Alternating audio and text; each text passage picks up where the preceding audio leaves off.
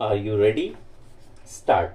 My suggestion is that one of the functions of the Commission, as envisaged in Clause 11, should further be amplified by the addition of a new clause, namely that all such agreements which the Government of India would enter upon must be referred to the Statutory Commission for its opinion before they are finally accepted, ratified, or confirmed by the Government of India.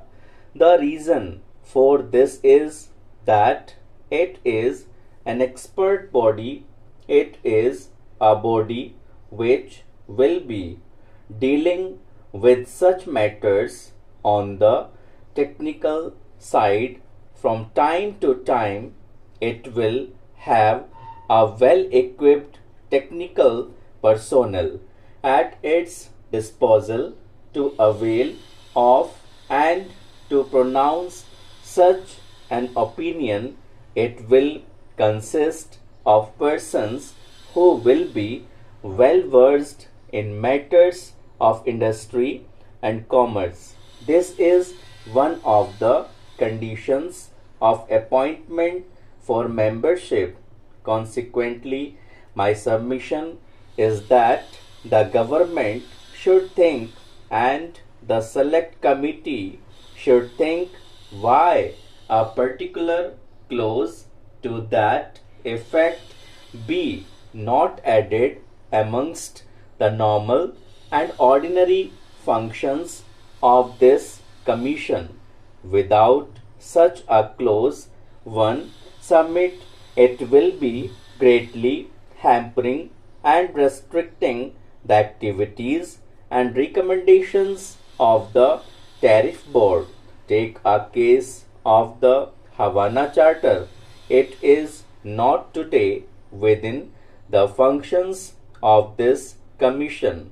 The government will not be bound to refer this question of Havana Charter before it ratifies the opinion of this commission.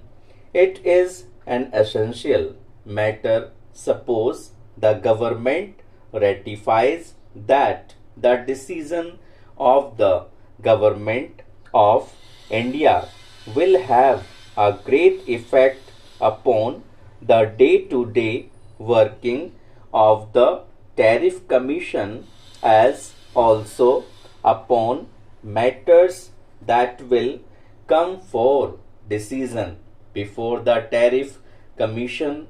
Now, sir, the Fiscal Commission by its majority have recommended that this Havana Charter may be ratified, though it is not an occasion for me to enter into the question as to the merits of this proposition. I think it my duty that the view expressed by the majority is entitled to the greatest respect at our hands, but still it is a view which must be accepted with the greatest caution. We are an exceptionally underdeveloped industrial country, and we have to see what advantage we will have by ratifying the Havana Charter. It presupposes the question of the regimentation of all domestic economics under the guidance of an international trade organization like the General Agreement on Tariffs and Trade.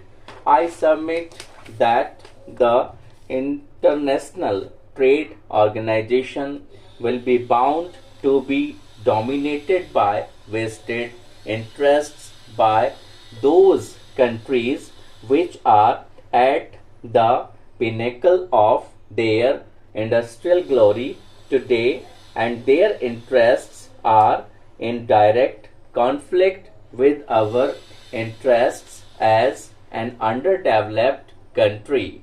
They will naturally be interested in stabilizing the existing pattern of industrialization in the world, so that the markets which have been the markets for their products for so many centuries may be preserved for them in future. It has been stated by the majority of the Fiscal Commission that our being a party to this Havana Charter will necessarily imply surrender of our commercial and fiscal autonomy to the jurisdiction of an international tribunal, and we have to see whether such a surrender of our fiscal autonomy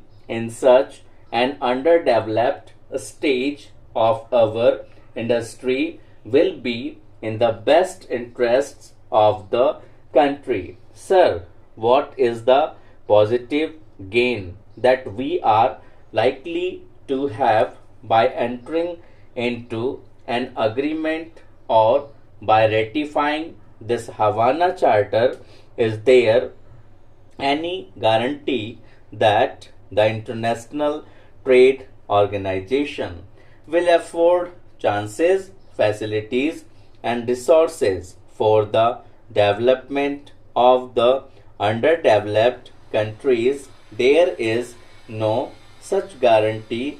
There is no guarantee given by the International Trade Organization to arrange for the inflow of foreign capital within our four corners. There is no guarantee for making the technical personnel available to us.